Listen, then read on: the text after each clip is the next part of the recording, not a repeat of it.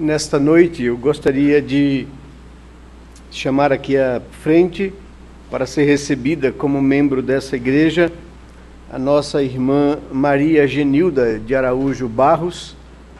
Vem aqui, minha querida, para que nós possamos orar por sua vida. A nossa irmã Genilda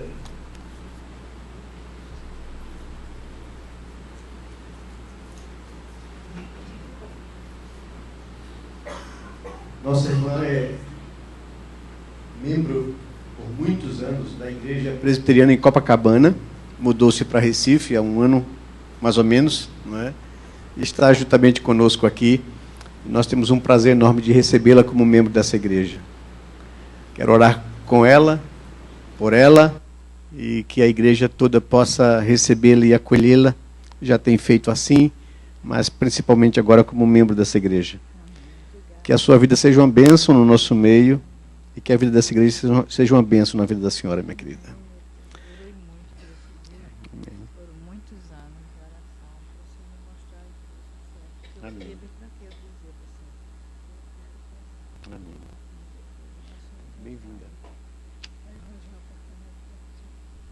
Vamos orar ao Senhor. Pai querido e Deus amado, nós te louvamos de todo o nosso coração, porque a igreja é a família de Deus, a casa do Senhor, onde tu és o cabeça, o chefe, tu és o nosso amado Redentor e Mestre, e nós existimos para servir e fazer a tua vontade.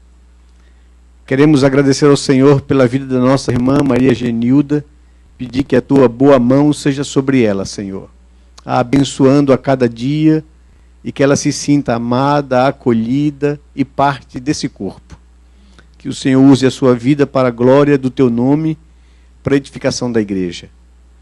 E em nome do conselho da igreja, nós a recebemos com alegria como membro dessa igreja local. E desejamos ardentemente que a nossa igreja possa ser um bálsamo e bênção na vida da nossa irmã.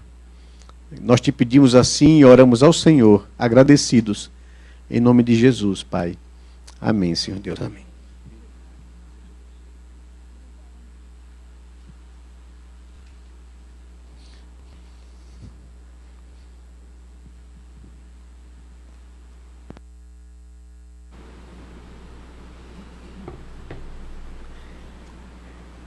Meus amados irmãos, hoje pela manhã nós tivemos um momento muito singular na vida da igreja, que é a ministração da ceia do Senhor, a mesa da comunhão. E eu gostaria de que os irmãos abrissem as suas Bíblias, lá no texto que nós lemos hoje pela manhã, na ministração da ceia, que é o texto de 1 Coríntios, capítulo 11, versos 17 em diante. Texto que basearemos a nossa mensagem nessa noite.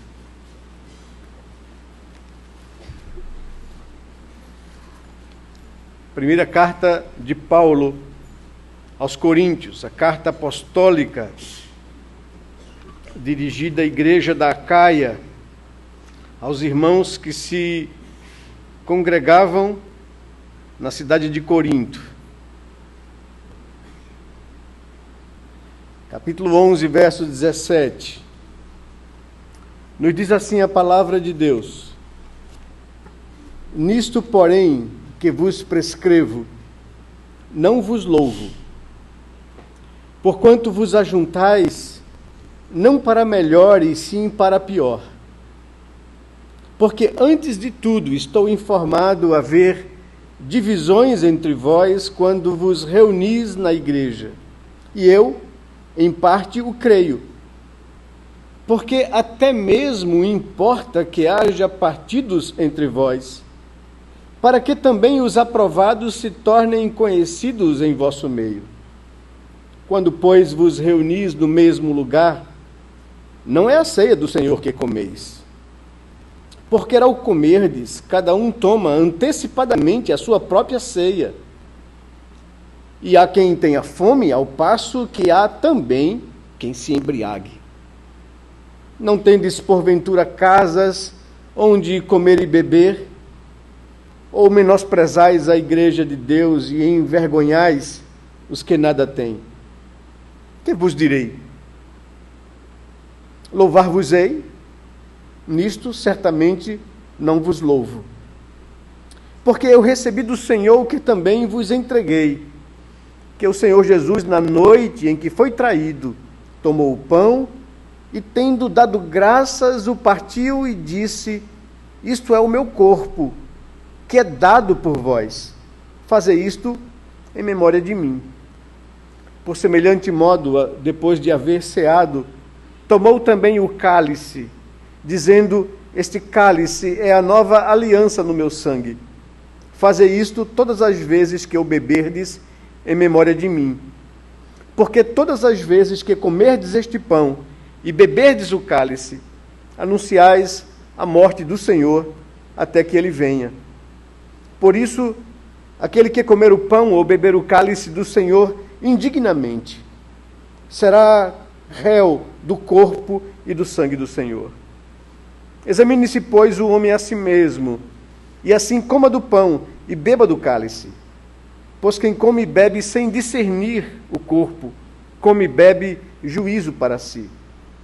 Eis a razão porque há entre vós muitos fracos e doentes, e não poucos que dormem. Porque se nos julgássemos a nós mesmos, não seríamos julgados.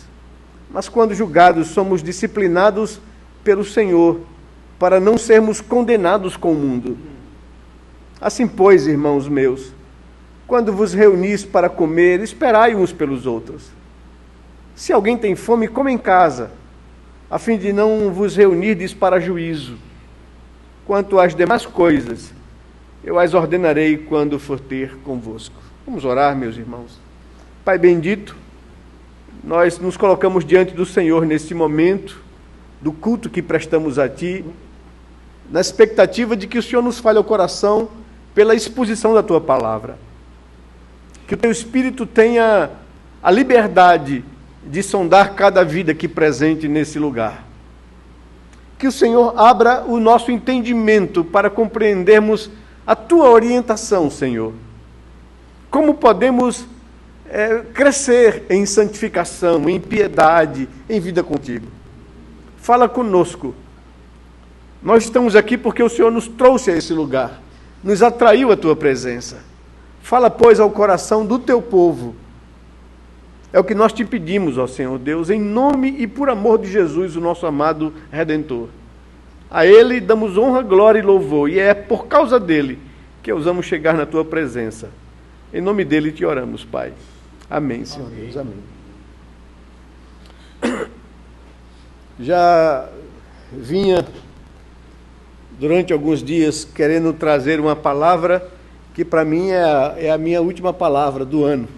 Apesar que o ano já passou e já estamos no novo ano. Mas enquanto a gente não sai de férias, né, a gente ainda tem essa responsabilidade. E quando vai sair de férias, a gente quer deixar uma palavra para a igreja, para ela ficar refletindo sobre ela até a nossa volta. E é o último momento desse ano eclesiástico passado, e eu gostaria de deixar essa palavra com a igreja para que nós pudéssemos avaliar o nosso coração. Eu estava procurando algo para introduzir o assunto que queria trazer a vocês nessa noite. Mas hoje pela manhã, quando o pastor Lutero nos trazia a palavra de Deus, ele citou uma das pessoas relacionadas por Paulo naquela lista do último capítulo de sua carta aos Romanos. Ele falou de Apeles. Romanos capítulo 16, versículo 10. E ele usou essa expressão, que Apeles era alguém aprovado em Cristo. Eu gostaria de falar sobre isso com vocês. O que significa ser aprovado em Cristo?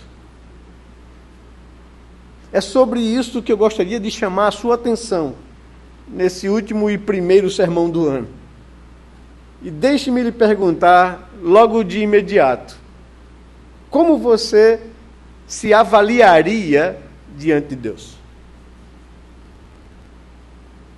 Você seria aprovado em Cristo? Mas, por favor, não se apresse em responder essa pergunta. Só aguarde no coração para que você possa refletir sobre ela. Deixe-me apresentar o gabarito que a Escritura apresenta para os aprovados em Cristo Jesus. Eu queria falar sobre avaliando o próprio coração para não sermos reprovados pelo Senhor. É sobre isso que Paulo trata aqui nesse trecho da primeira carta aos Coríntios.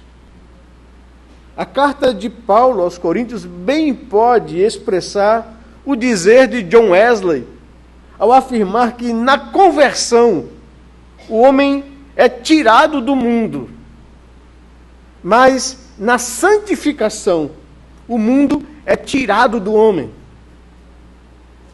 A pergunta é: quanto do mundo ainda há em mim? Quanto ainda eu preciso caminhar a carreira da santificação?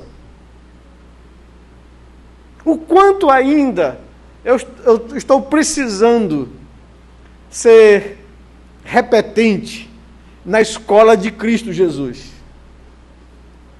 Em que áreas da minha vida eu estou sendo reprovado? Paulo escreve essa carta com o intuito de orientar como mestre os irmãos em Corinto. A região da Acaia era uma região dominada pela cultura grega. Os costumes e a moral do mundo greco-romano eram baixíssimos diante dos valores de Deus. Vocês sabem que a carta aos Coríntios é uma das cartas dirigidas às igrejas onde mais há reprovação a tipos de comportamentos, de atitudes daquela igreja. O texto começa nos dizendo no verso 17: nisto, porém, que vos prescrevo, não vos louvo, porquanto vos ajuntais não para melhor, e sim para pior. Deixe-me, então, a título de observações preliminares, chamar a sua atenção no que é que Paulo não louvava a igreja em Corinto.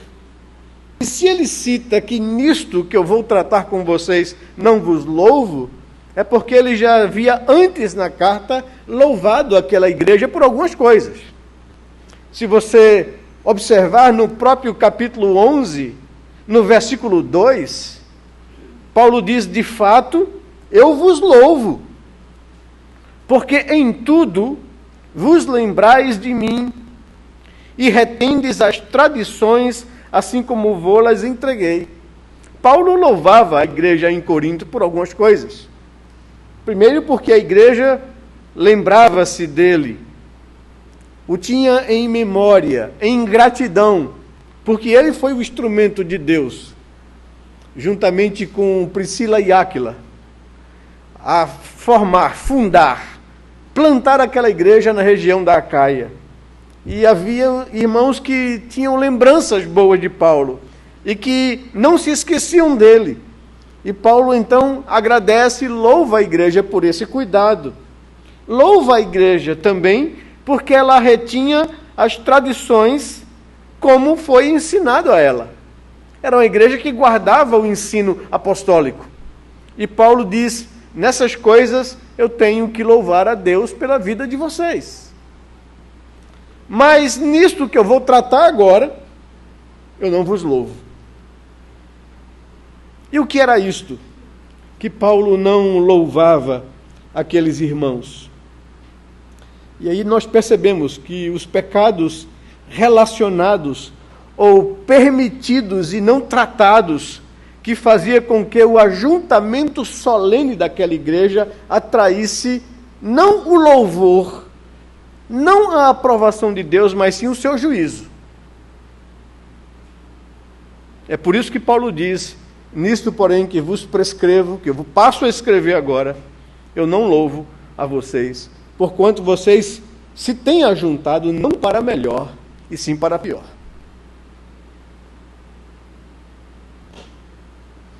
Lá no verso 29 ele diz: pois quem come e bebe sem discernir o corpo, come e bebe juízo para si.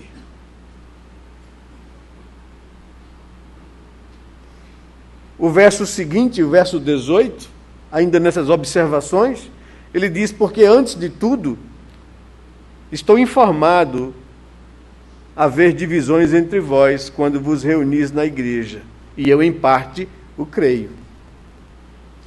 Paulo diz que está informado, que foi informado, que alguém o comunicou dos problemas que estavam acarretando e prejudicando o bom andamento daquela igreja na região da Acaia. Antes de mais nada, diz ele, eu estou informado. Vejam, essa carta de Paulo aos Coríntios foi escrita em resposta a um pedido de socorro da igreja, ou de grupos da igreja, que enviou um grupo a Paulo para expor a Paulo os problemas que a igreja estava enfrentando e vivendo. E Paulo, em resposta a essa comitiva que foi lhe pedir socorro, Paulo escreve a carta corrigindo, exortando e dando orientações. Se você quiser observar comigo, no capítulo 1 dessa primeira carta, no verso 11, Paulo diz: porque não há o que esconder. Quem foi que veio de Corinto para pedir ajuda a Paulo? Ele diz no verso 11 do capítulo 1, pois a vosso respeito, meus irmãos, fui informado pelos da casa de Cloe, de que há contendas entre vós. Então foi esses irmãos da casa de Cloe que foram buscar Paulo para pedir a Paulo ajuda, orientação e conselho para se tratar alguns problemas que a igreja vivia. É bom entender o que significa os da casa de Cloe. Casa, no Novo Testamento, não é sinônimo de família, necessariamente. Ao contrário, as igrejas, elas se arrumavam, ou o seu modus operandi de ser não era como nós, assim, em templos, em prédios, onde as pessoas se reuniam para ouvir um sermão. A igreja não tinha essa liberdade, não tinha essa logística, não funcionava dessa forma. Nós lemos num dos textos aqui da nossa liturgia que a igreja perseverava unânime no templo. Mas quando você lê isso, não confunda templo como nós hoje, que eles não tinham isso. É porque a igreja cristã no início e o judaísmo eram a mesma coisa. Aqueles 3.000 que se converteram em Pentecostes eram todos judeus, nativos e alguns da dispersão que vieram de todas as partes do mundo. E ao se converterem a Cristo, frequentavam regularmente o templo. Você vai ver isso nos apóstolos, quando observavam a terceira hora de oração e foram ao templo e encontraram um paralítico à porta do templo. Os cristãos primitivos, eles eram judeus. E eles observavam o templo, e o templo e a religião judaica tinham a ver com o cristianismo. O Messias veio deles, e eles esperaram o Messias, e creram no Messias. Claro, não todo Israel, mas a igreja primitiva de 3.000 que se converteram em Pentecostes, dos 5.000 que se multiplicou, eram todos dali daquela região, e todos judeus. A igreja só se tornou gentílica quando, em não observar o mandamento de Jesus para ir em todas as partes da terra e fazer discípulos de todas as nações, o Senhor teve que mandar uma perseguição. E a igreja se espalhou pelo mundo. E alguns judeus, cristãos, que não eram de Jerusalém, mas de Cirene, ousaram ir a Antioquia da Síria e pregar ali também. Ali nasceu a igreja, uma igreja gentílica. Mas, até esse momento, a igreja vivia em casas. Observem comigo, por exemplo, o texto de Romanos capítulo 16, dessa relação de pessoas a quem Paulo agradece por trabalhar na igreja de Deus. Veja o versículo 3 do capítulo 16. Nas saudações pessoais que Paulo manda aquelas pessoas que ele conheceu ao redor do mundo pregando igreja e que agora estavam em Roma. Ele diz: saudai Priscila e Áquila, meus cooperadores em Cristo, os quais pela minha vida arriscaram a sua própria cabeça, e isso lhe agradeço, não somente eu, mas também todas as igrejas dos gentios. Vejam o versículo 5, saudai igualmente a igreja que se reúne na casa deles. Vejam o versículo 10, saudai Apeles, aprovado em Cristo, saudai os da casa de Aristóbulo. Não é da família de Aristóbulo, mas dos irmãos que se reuniam na casa de Aristóbulo, do qual Aristóbulo era o obreiro que ensinava a palavra. Veja o verso 11. Saudai meu parente Herodião, saudai os da casa de Narciso, que estão no Senhor. Veja o versículo 14. Saudai Assíncrito, Flegonte, Hermes, Pátrobas, Hermas e os irmãos que se reúnem com eles. Veja o verso 15, saudai Filólogo, Júlia, Nereu e sua irmã, Olimpas e todos os santos que se reúnem com eles. Saudai-vos uns aos outros com ósculo santo, todas as igrejas de Cristo vos saúdam. As igrejas viviam assim, meus queridos, em casas, em lares, sob o comando e a tutela e o pastoreio de um líder, a quem a igreja denominava presbítero. Foi assim que Filemon, um homem rico, também juntou gente ao redor dele em sua casa para pregar o evangelho. É nesse intuito também que Paulo, escrevendo a Tito para organizar a recém-formada igreja em Creta, ele diz o seguinte, quando da necessidade de se treinar líderes, pastores, presbíteros. Com que intuito deveria Tito formar esses homens? Vejam o que diz o capítulo 1, verso 11. O verso 5 ao verso 9, ele está falando da formação desses presbíteros. O verso 9 ele diz que seja alguém apegado à palavra fiel, que é segundo a doutrina, de modo que tenha poder tanto para exortar pelo reto ensino, como para convencer os que contradizem. Porque existem muitos insubordinados, pauradores frívolos e enganadores, especialmente os da circuncisão. É preciso fazê-los calar, porque andam pervertendo casas inteiras.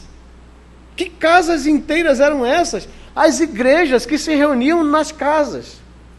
E essas pessoas entravam, diz Paulo, sorrateiramente e pervertiam a fé de igrejas inteiras. Então, quando ele fala da família de Cloé, ou da casa de Cloé, ele não está falando da família de Cloé, mas dos crentes que se reuniam ali sobre a orientação e o pastorado de Cloé.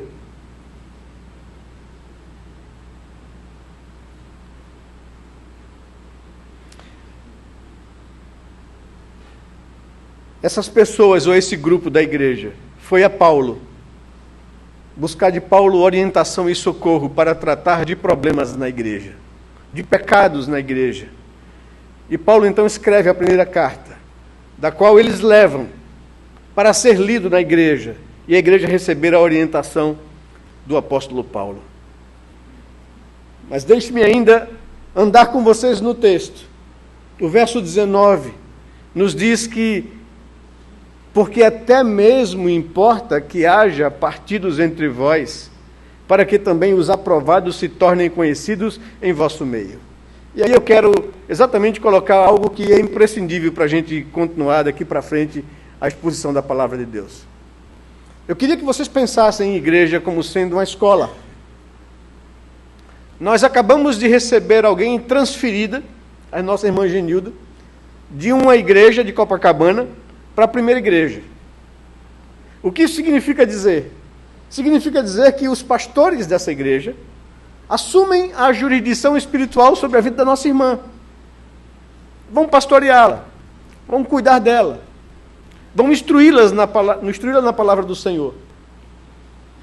A igreja aqui é uma escola, onde nós estamos aprendendo um currículo espiritual para sermos moldados à semelhança de Cristo Jesus. O mestre que trabalha os corações é o Espírito Santo de Deus. O instrumento que molda o nosso caráter ao caráter de Cristo é a palavra de Deus. Os pastores, pregadores, professores, os mestres, são aqueles que expõem, que ensinam, que orientam, que mostram a vontade de Deus para que nós pudéssemos ou possamos obedecê-la e andar nela. Infeliz o grupo local ou a igreja local que pensa que cristianismo é só a gente ensinar conceitos. Jesus falou quando entregou a missão aos seus apóstolos em Mateus capítulo 28, dizendo: vão e façam discípulos de todas as partes da terra, batizem os que creem e ensine-os a guardar as coisas que eu tenho ensinado a vocês. Veja, não é ensinar os conceitos que vocês têm aprendido, não é ensinar a ortodoxia cristã, é ensinar as pessoas a viverem a palavra de Deus, como bem foi exposto hoje pela manhã no sermão que o pastor Lutero nos trouxe. Que o cristianismo só tem sentido se nós aplicarmos na nossa vida aquilo que temos aprendido da parte dele. Pois a dinâmica de Deus é que, como disse John Wesley, na conversão ele nos tirou do mundo e nos separou para ele. Somos santos.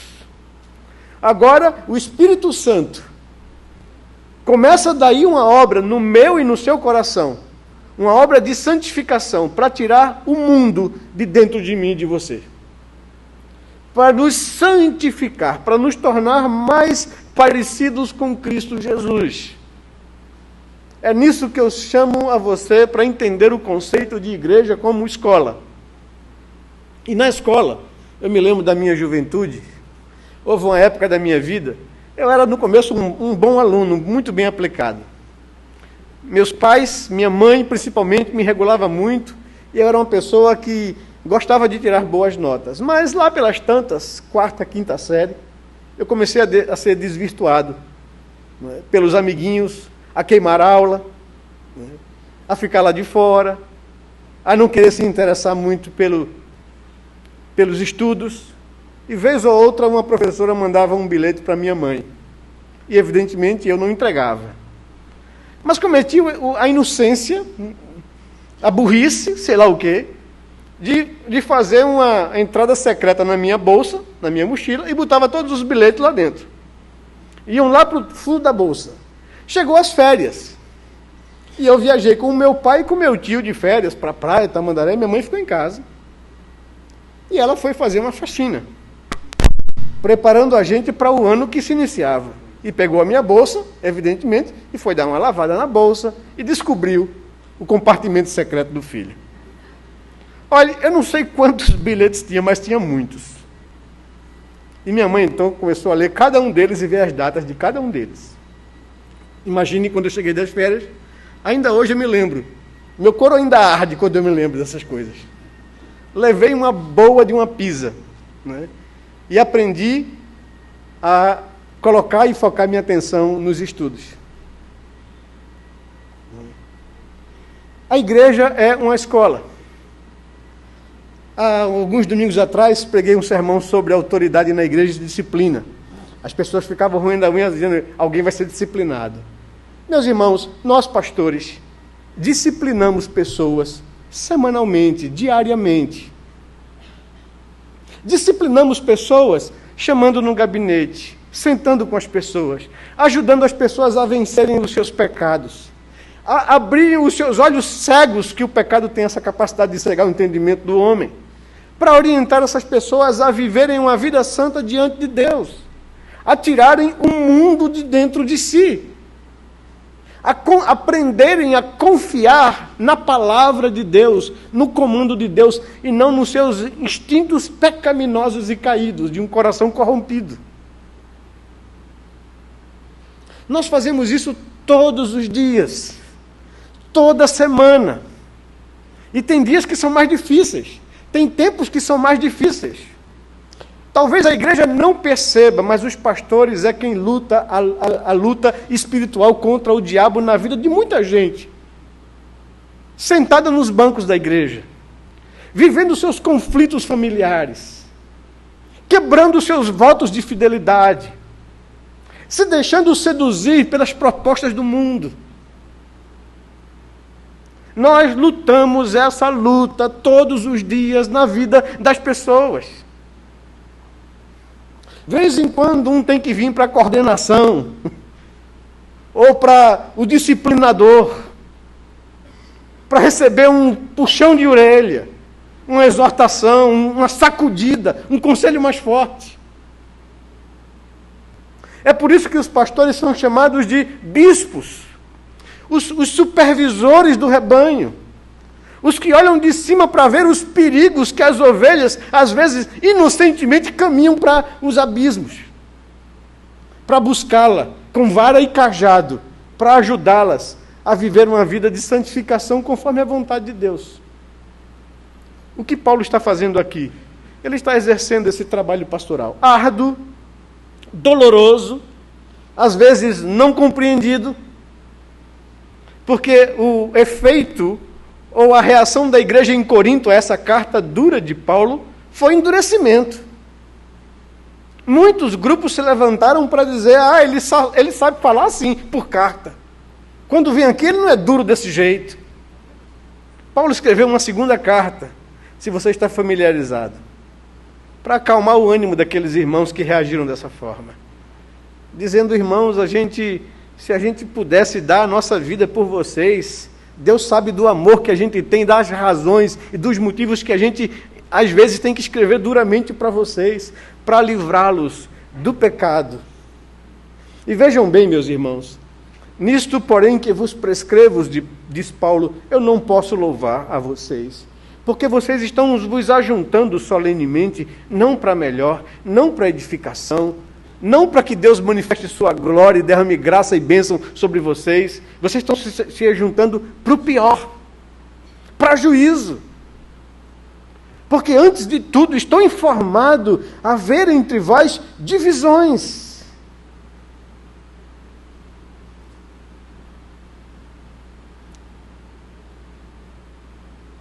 Mas o verso 19 para mim aqui é muito intrigante, porque, afirma Paulo, até mesmo é necessário, é importante que haja partidos entre vós, para que também os aprovados se tornem conhecidos em vosso meio.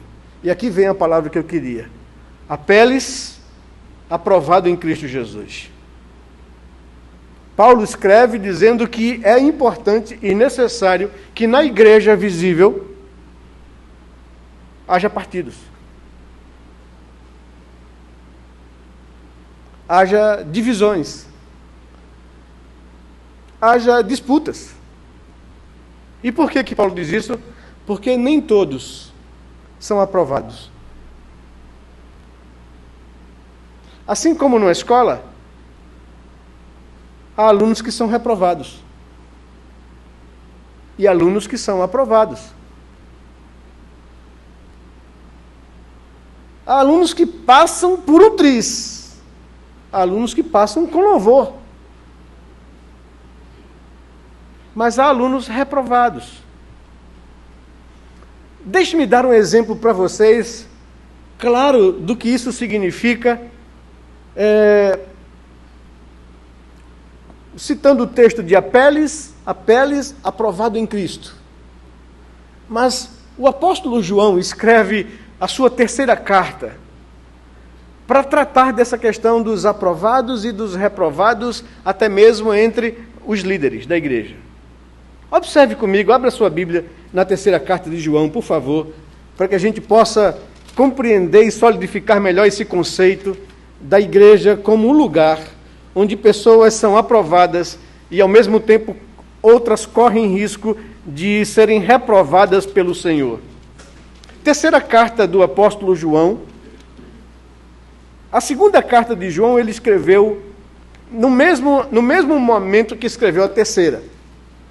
A segunda carta ele escreveu à igreja, a quem ele chama de senhora eleita, advertindo a igreja para ser analítica e observadora em relação à sua liderança. a terceira carta ele escreve a um presbítero, um líder dessa igreja, chamado Gaio. E aí ele trata dos presbíteros, dos pastores da igreja, que eram 3: Gaio, Diótrefes e Demétrios. Preste atenção à linha de raciocínio de João. Verso 1 do capítulo único da terceira carta. O presbítero ao amado Gaio, a quem eu amo na verdade. Amado, acima de tudo faço votos por tua prosperidade e saúde, assim como é próspera a tua alma. Pois fiquei sobremodo alegre pela vinda de irmãos e pelo seu testemunho da tua verdade, como tu andas na verdade. Não tenho maior alegria do que esta, a de ouvir que os meus filhos andam na verdade.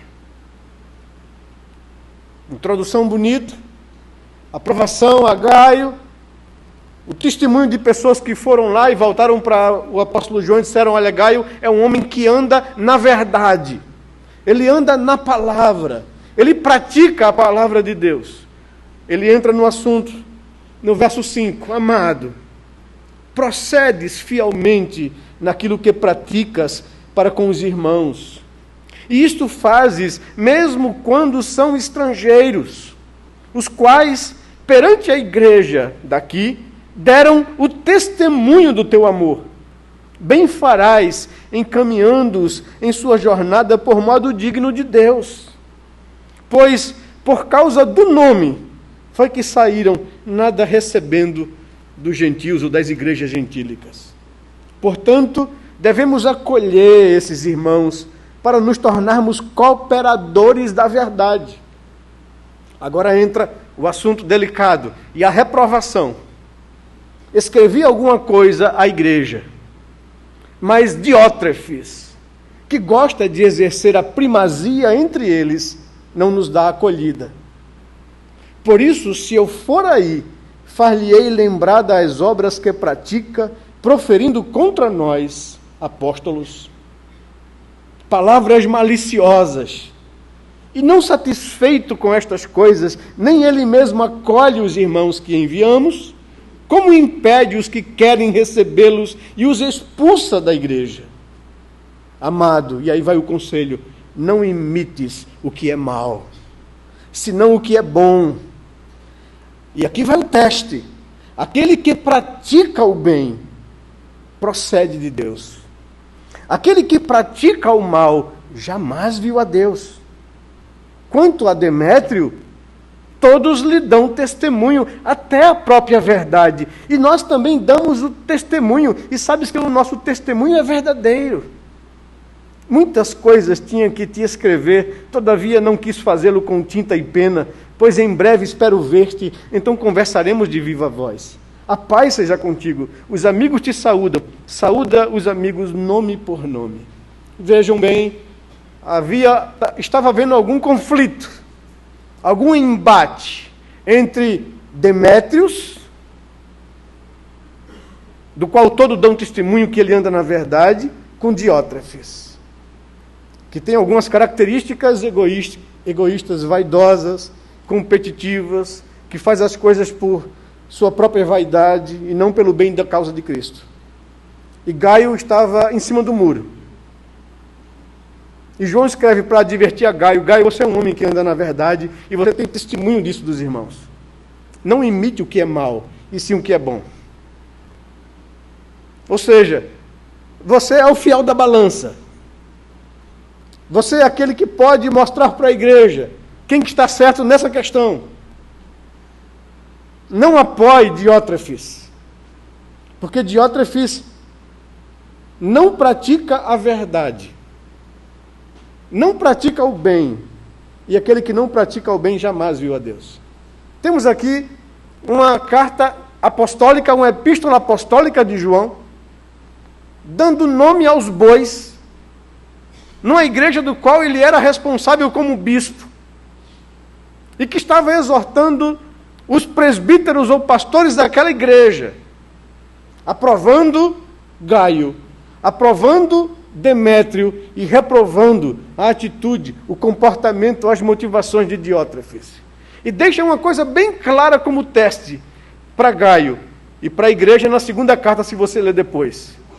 Aquele que pratica o bem, que anda na verdade, procede de Deus.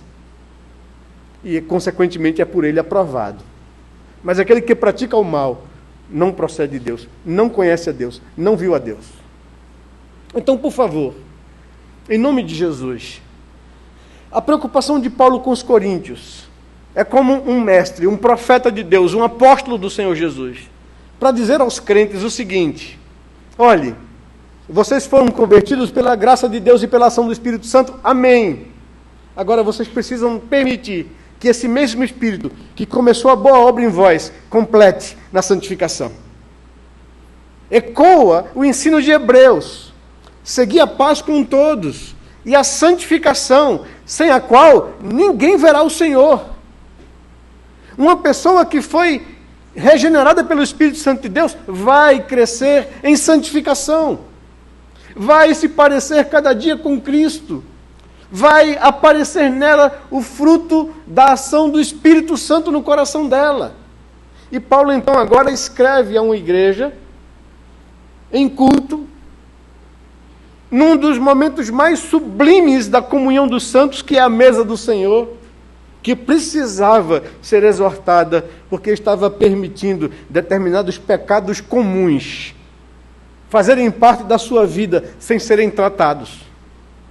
E deixe-me relacionar aqui esses pecados que Paulo cita, para que a gente possa fazer um contraste entre nós mesmos, enquanto pessoas e enquanto igreja, para que a palavra de Deus sirva como espelho para as nossas vidas.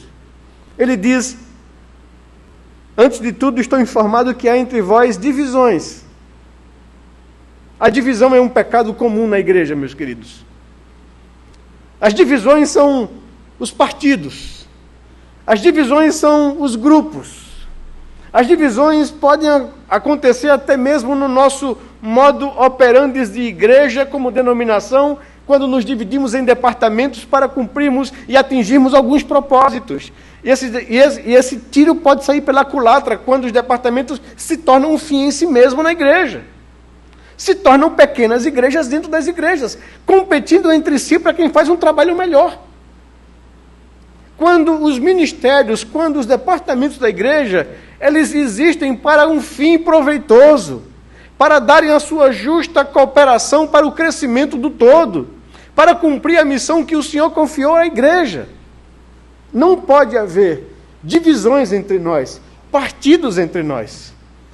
O apóstolo Paulo escreve a carta aos Filipenses e derrama essa mesma preocupação, que não façamos nada por partidarismo ou por glória pessoal, mas servindo uns aos outros. Então precisamos avaliar isso em nosso coração, se há partidos, predileções, preferências entre nós.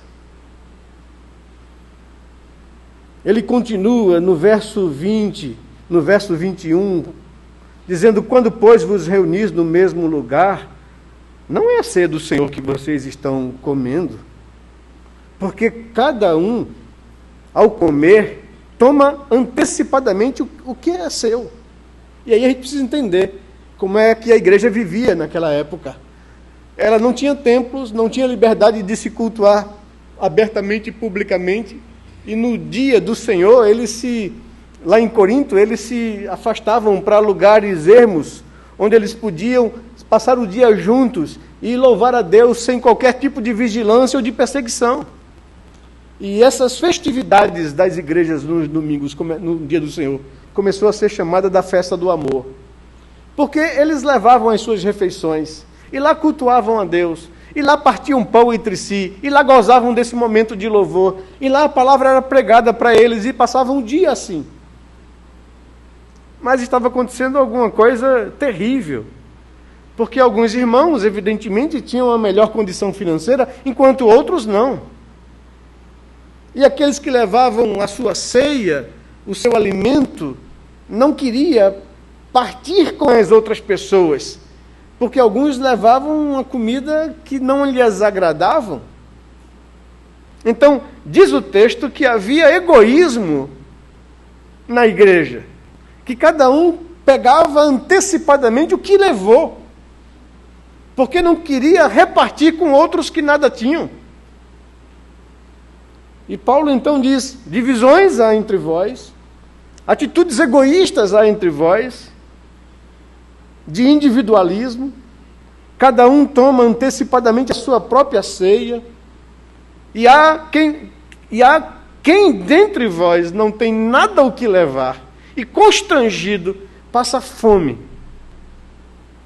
porque não ousa, não se sente livre para chegar junto de ninguém que trouxe sua comida. Há gente passando fome na mesa do Senhor. E ao passo que há também quem se embriague. Levou o vinho e não quis dividir a garrafa com ninguém. Bebeu tudinho. Levou um vinho de melhor qualidade, de um preço mais caro, e disse: eu que não vou tomar o carreteiro do outro. Eu vou tomar o meu sozinho. Na ceia do Senhor, na festa do ágape. E ele reprova, dizendo: porventura vocês não têm casa onde comer e beber? Então vejam, divisões, egoísmo, desigualdade, embriaguez, menosprezo, diz o texto no verso 22. Não tende porventura casas onde comer e beber, ou menosprezais a igreja de Deus. Meus queridos, a igreja é o único lugar onde não há rico nem pobre. Não se mede pessoas na igreja pelo seu nível intelectual, ou pela sua condição social, ou pela sua cor, ou pela sua raça. A igreja é o único lugar onde senta no mesmo banco ricos e pobres, grandes e pequenos, homens e mulheres, jovens e velhos. A igreja de Cristo humaniza e igualiza todos nós.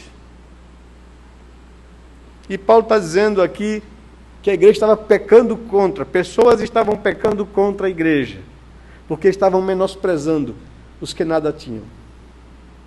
Tiago reprova esse tipo de comportamento, quando na igreja se trata com apreço alguém que tem uma certa condição e coloca em bancos de honra, e a pessoa mais humilde coloca num lugar menos acessível. Ele diz: Deus não faz esse tipo de acepção e Deus não aprova esse tipo de comportamento entre nós, povo de Deus, igreja do Senhor. Em vez de prezar, tratar com menosprezo. E há, por causa disso, pessoas envergonhadas ou humilhadas no meio da igreja. Então, pelo menos 6 pecados são classificados aqui: divisões, partidos, egoísmo. E aqui deixe-me tratar um pouco de egoísmo. Sabe, irmãos, nós temos um pecado enquanto igreja. E precisamos tratá-lo de frente. Não são poucas as pessoas que se queixam ou que reclamam de se sentirem invisíveis na igreja. Não são poucas as pessoas que buscam algum tipo de acolhida, de consolo,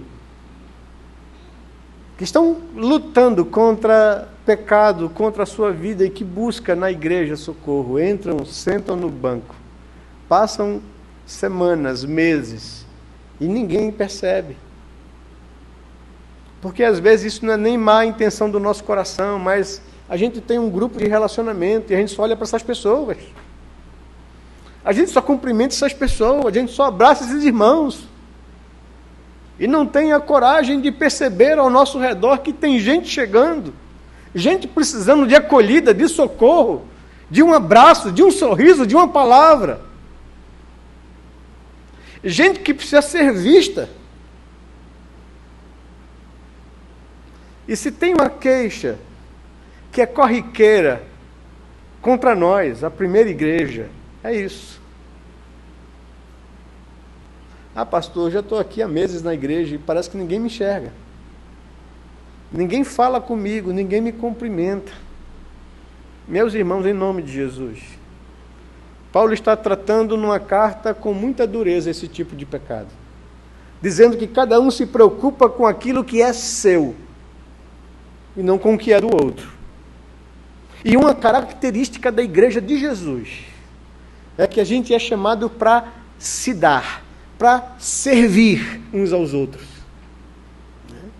Da mesma forma que Deus nos amou e deu a vida do seu Filho por nós, nós também devemos viver para dar a nossa vida em prol dos nossos irmãos. De perceber as pessoas, de olhar as pessoas, de sorrir para as pessoas, de acolher as pessoas, de manifestar o amor de Deus e a misericórdia de Deus através da nossa vida, na vida das pessoas. Então, de hoje em diante, em nome de Jesus, que isso lhe inquiete, que isso lhe incomode, que você aprenda a olhar de lado, a buscar pessoas com quem você nunca falou, ou com quem você nunca deu um abraço, ou com quem você nunca sorriu, para dizer para as pessoas: eu estou te percebendo, eu estou te vendo aqui. Eu queria que você se sentisse com a liberdade de chegar em mim. E eu queria chegar a você também, para te ajudar naquilo que for preciso.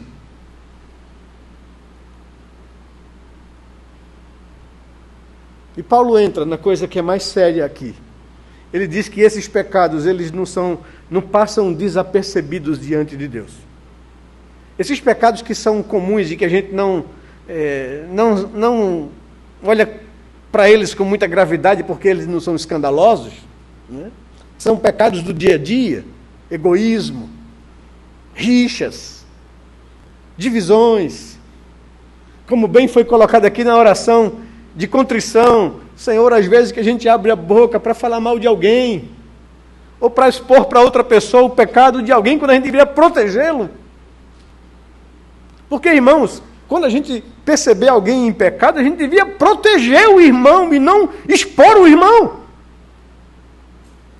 A Bíblia diz que a gente deveria ir a ele sozinho, para que ninguém saiba do pecado dele. Arguí-lo, exortá-lo, oferecer a ele perdão. E se ele se arrepender, amém, acabou, morreu ali, ganhei meu irmão. Mas eu não tenho o direito de expor o pecado de ninguém para outra pessoa. Porque fazendo isso eu estou expondo o meu irmão. Estou dando vantagem ao inimigo que quer trazer escândalo ao bom nome do Evangelho. A nossa responsabilidade de cuidado de uns dos outros é para levar o irmão do laço do passarinheiro e não para empurrar ele na difamação.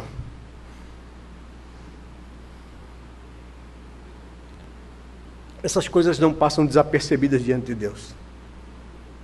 Divisões, egoísmo, indiferença, embriaguez, menosprezo, humilhação. Deus vê cada uma dessas coisas. E ele entra, e Paulo entra naquilo que agora para ele é a preocupação dele. Dizendo: e vocês acham que vocês se juntam na igreja para se aproximar da mesa do Senhor, para receber do Senhor algum tipo de aprovação e graça? Vocês se ajuntam, se for dessa forma, para pior e não para melhor, porque eu ensinei a vocês isso, que o Senhor, naquela noite em que ele foi traído, a atitude dele foi de sacrifício e não de ressentimento. Ele tomou o pão, partiu e disse: isto é o meu corpo, é dado por vós. Façam isso e não se esqueça de mim, do preço que eu paguei por vocês. E por modo semelhante, tomou o seu cálice, dizendo: este cálice é a nova aliança no meu sangue, derramado em favor de vós. Façam isto. E todas as vezes que vocês beberdes, comerdes este pão e beberdes, vocês estão anunciando o sacrifício e a misericórdia de Deus oferecida ao mundo. E aqui vem a advertência, meus amados. Por isso, aquele que comer ou beber o cálice do Senhor indignamente será culpado pelo corpo e pelo sangue do Senhor. Quando você participa da mesa do Senhor, a gente tem que ter muito cuidado com isso, e os reformadores tiveram muita preocupação com isso. E às vezes até nós herdamos algo que a gente não entendeu bem. Eu volto a dizer, a ceia do Senhor é algo para ser praticado todo dia do Senhor. É parte do culto a Deus. Para que a igreja não se esqueça do preço que foi pago pelo seu resgate. Para que ela viva a semana na expectativa de chegar aquele dia onde ela pode celebrar o preço que foi pago pela minha redenção. E nos tornou um só, família de Deus, corpo de Cristo. Quem participar da mesa do Senhor, de forma indigna, sem discernir o que ela significa, será culpado pelo sacrifício de Cristo. Por isso, diz o verso 28, e vem aqui a escola da igreja: examine-se o homem a si mesmo, avalie-se, olhe para o seu próprio coração, meça o seu comportamento, consiga perceber o quanto do mundo ainda há em mim, e há muito do mundo em mim e em você, porque ninguém aqui é obra acabada. Todos nós somos pecadores redimidos em processo de santificação. Todos nós estamos sendo trabalhados pelo Espírito Santo de Deus, para que Ele tire os vícios, as inclinações pecaminosas, as tendências pelas quais nós nascemos ou acumulamos no decorrer da nossa caminhada. Temos os nossos próprios desvios. A natureza pecaminosa se manifesta em mim e em você. A pergunta é: o quanto de mundo ainda há em mim? Examine-se, pois, o homem a si mesmo, para então tomar do pão e beber do cálice do Senhor. Pois quem come e bebe sem discernir o que está fazendo, come e bebe juízo para si. Houve uma grande discussão na época da Reforma acerca do que significava a ceia do Senhor. O catolicismo medieval apregoava uma Eucaristia mística, que tinha poder, assim como os sacramentos, de tirar o pecado original do batismo e ir através das observâncias dos sacramentos durante a vida, santificando a pessoa, e isso acontecia por uma ação mágica ou mística da igreja, do clero ordenado, que ministrava ao leigo essas bênçãos. Por isso os conceitos das festas pagãs e do momento sacro. Por isso eu vivia o carnaval, e depois eu vou na quarta-feira de cinza purgar os meus pecados e receber o perdão na igreja, pela confissão.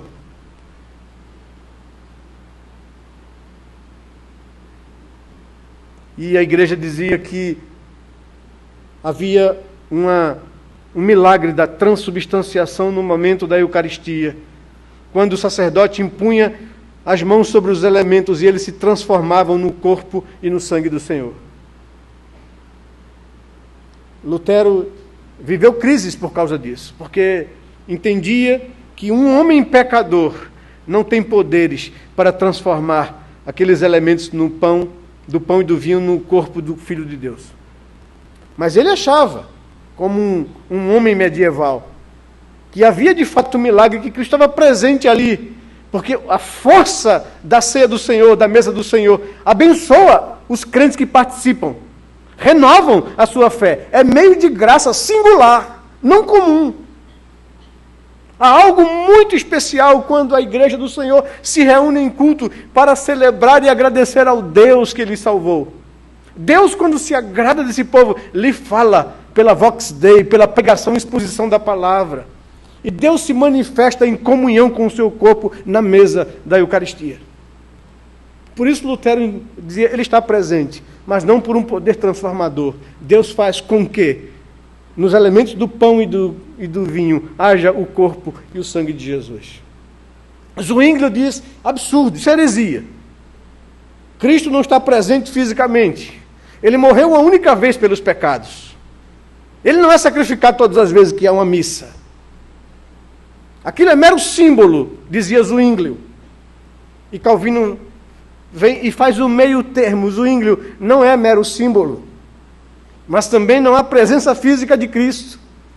Cristo está presente, sim, de forma singular e especial, espiritualmente, abençoando a sua igreja. É por isso que Paulo defende isso aos Coríntios. Aquele que se aproxima da mesa do Senhor indignamente, sem discernir o pão e o cálice de vinho, o corpo e o sangue do Senhor, recebe juízo. E Paulo diz, é por este motivo, por falta de um exame mais profundo da alma, que o homem come e bebe juízo para si. Eis a razão, porque há entre vós muitos fracos espiritualmente. Muita gente que não consegue crescer espiritualmente, nem amadurecer espiritualmente. Muita gente que vive a sua vida apanhando do pecado, levando rasteira do inimigo, que não consegue ser crente maduro.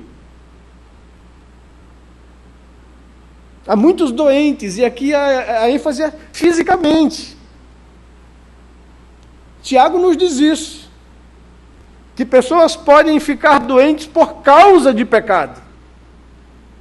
E nessas situações, chame os presbíteros da igreja para orarem por ele. E se for motivo de pecado, serão perdoados os seus pecados, além da cura da enfermidade. Há muitos fracos, doentes, e não poucos, que morreram. É a expressão, dormir. E aí Paulo explica, porque se nós nos avaliássemos a nós mesmos, nós não seríamos julgados pelo Senhor.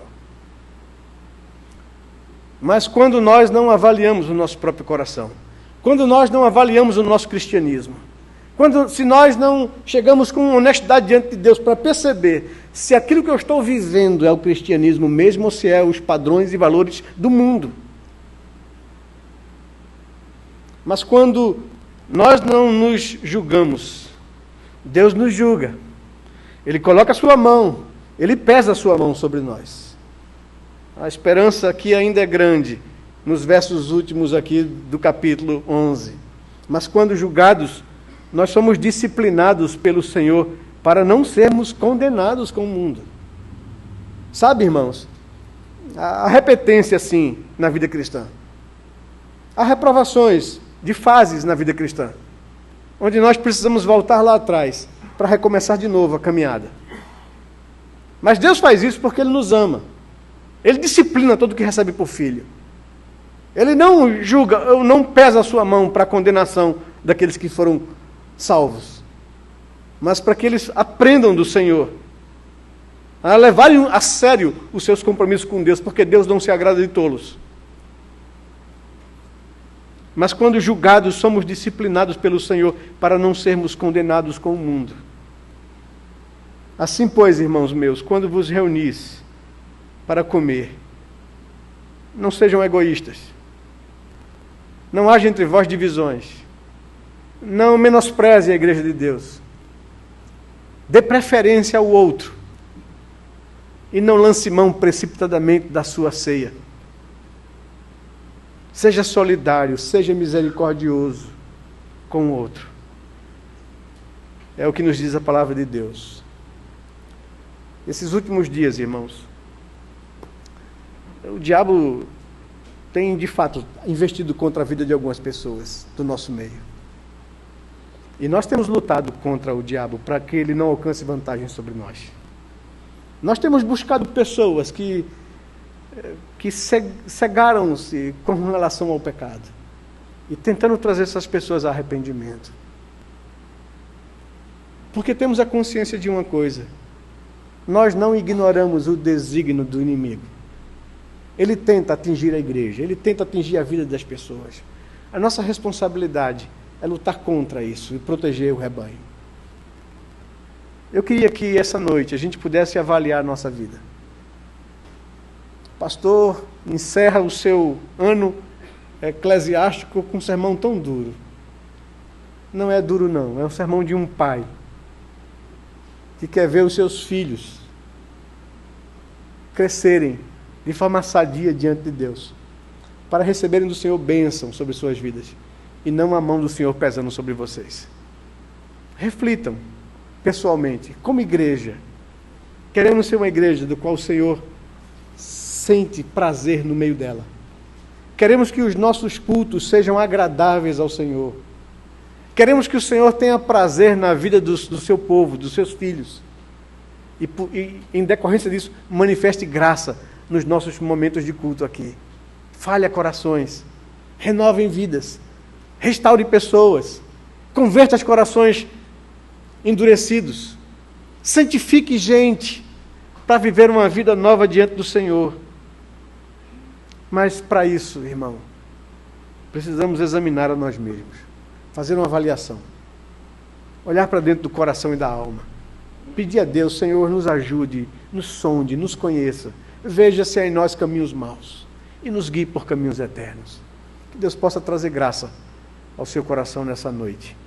Que o Senhor possa nos fazer, esse ano 2016, mais santos, mais desejosos de Deus, mais obedientes à voz do seu Espírito, mais dispostos a fazer a sua vontade. E que Ele nos ajude a consagrar a nossa vida a Ele para a glória do Senhor. Que a primeira igreja seja uma igreja comprometida, amorosa, acolhedora, atenciosa para com as pessoas que adentram aqui. Que nós não sejamos um fim em nós mesmos, mas que vivamos para servir a Deus e fazer a vontade do Senhor. Que Deus nos abençoe, que Ele derrame graça sobre o nosso coração. Vamos orar. Fique alguns momentos em oração silenciosa, meu querido. Depois o Maestro Ventura vai nos conduzir no hino que está aí no nosso boletim. E por fim o pastor Lutero vai orar ao Senhor